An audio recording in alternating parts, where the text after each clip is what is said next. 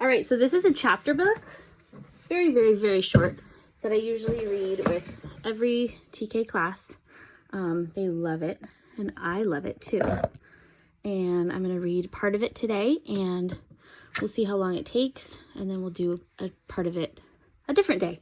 So it's called The Enormous Crocodile.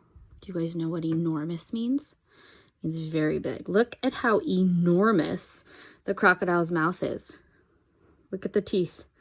1, 2, 3, 4, 5, 6, 7, 8, 9, 10, 11, 12, 13, 14, 15, 16, 17, 18, 19, 20, 21, 22, 23, 24, 25, 26, 27, 28, 29, 30, 31, 32, 33, 34, 35, 36, 37, 38, 39, 40, 41, 42, 43, 44, 45, 46, 47, 48, 49, 50, 51, 52, 53, 54, 55, 56, 57, 58, 59, 60, 61, 62, 63 teeth. Do you know how to write a 63? 6 and a 3. All right, here we go. The Enormous Crocodile. In the biggest, browniest, muddiest river in Africa, 2 crocodiles lay with their heads just above the water. Right there, I only see one crocodile. One of the crocodiles was enormous. The other one was not so big. "Do you know what I would like for my lunch today?" said the enormous crocodile. "No," the not so big one said. "What?" The enormous crocodile grinned, showing hundreds of sharp white teeth. "For my lunch today," he said, "I would like a nice little juicy child." "Oh, I never eat children," said the not-so-big one. "Only fish." "Ho, ho, ho," cried the enormous crocodile. "I'll bet that if you saw a fat, juicy little child paddling in the water over there this very moment, you would gollop him up in one gulp." "No, I wouldn't," said the not-so-big one. "Children are tough and chewy. They are tough and chewy and nasty and bitter." That means they don't taste good. So the enormous crocodile wants for lunch to eat a nice, juicy child. Uh-oh. "Tough and chewy," cried the enormous crocodile. "Nasty and bitter. What awful Tommy rot you talk. They are juicy and they are yummy." "Ugh, they taste so bitter," the not-so-big one said. "You have to cover them with sugar before you can even eat them." "Children are bigger than fish," said the enormous crocodile. "You get bigger helpings." "You are so greedy," the not-so-big one said. "You're the greediest croc in the whole river." "I'm the bravest croc in the whole river," said the enormous crocodile. "I'm the only one who dares to leave the water and go through the jungle to the town to look for little children to eat." "You only did that once," snorted the not-so-big one. "And then what happened? They all saw you coming and they all ran away." So there's the enormous crocodile, and there's the not-so-big one in the muddy river. "Ah, but today when I go out, they won't see me at all," said the enormous crocodile. "Of course they'll see you," said the not-so-big one. "You're so enormous and ugly, they'll see you from miles away." The enormous crocodile grinned again, and his terrible, sharp teeth sparkled like knives in the sun. "Nobody will see me," he said, "because this time I've thought up secret plans and clever tricks." "Clever tricks?" cried the not-so-big one. "You've never done anything clever in your life." "Clever means smart."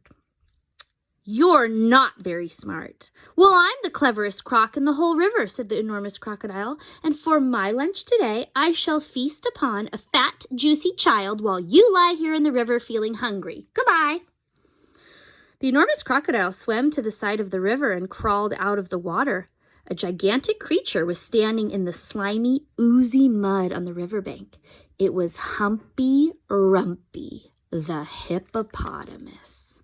What's his name? Humpy Rumpy. Those rhyme. "Hello, hello," said Humpy Rumpy. "Where on earth are you off to at this time of the day?" "Oh, I have secret plans and clever tricks," said the crocodile. "Oh dear," said Humpy Rumpy. "I'll bet you're going to do something horrid." The enormous crocodile grinned at Humpy Rumpy with his 62 teeth, and he said, "I'm going to fill my hungry, empty tummy with something yummy, yummy, yummy."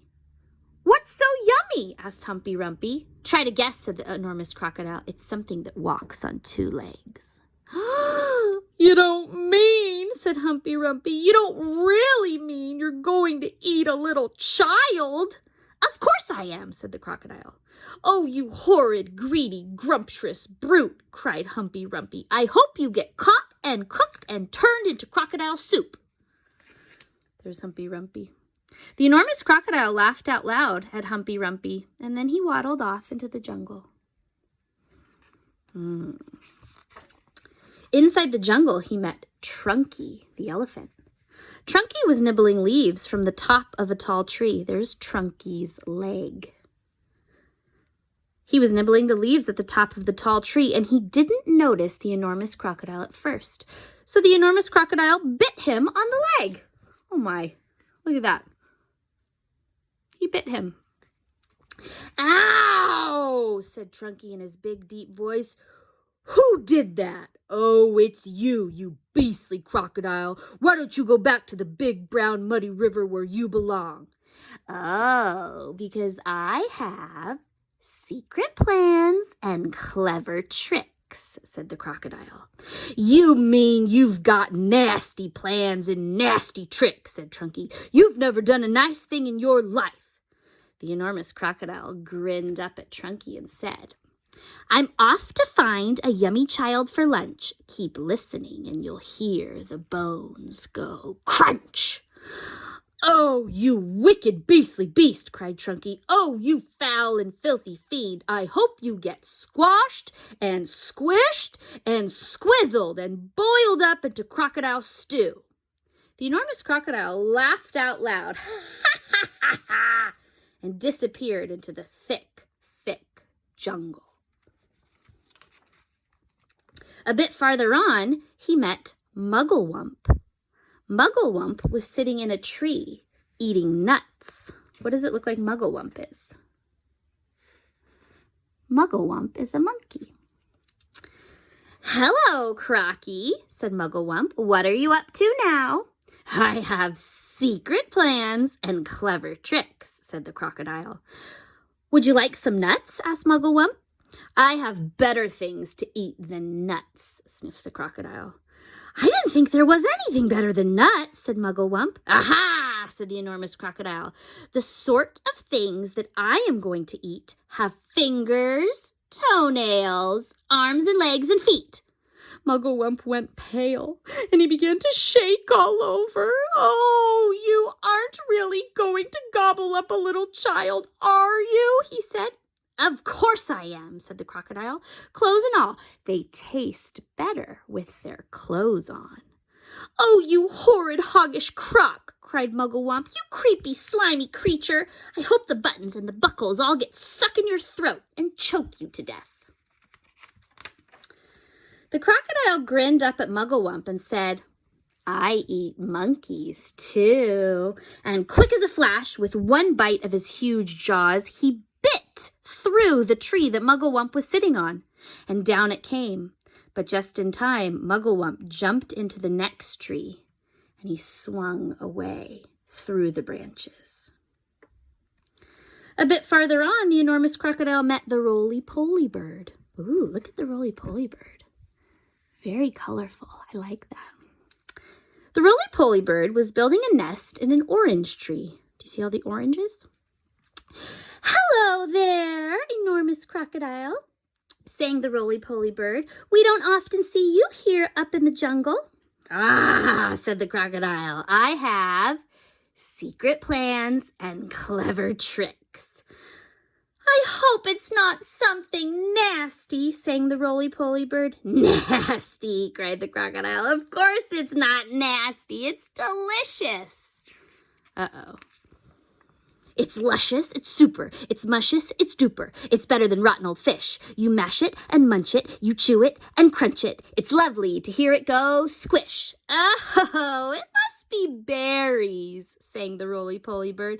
Berries are my favorite food in the whole world. Is it raspberries, perhaps? Or could it be strawberries? The enormous crocodile laughed so much his teeth rattled together like pennies in a piggy bank. Do you remember how many teeth he had? I think it was 62, right?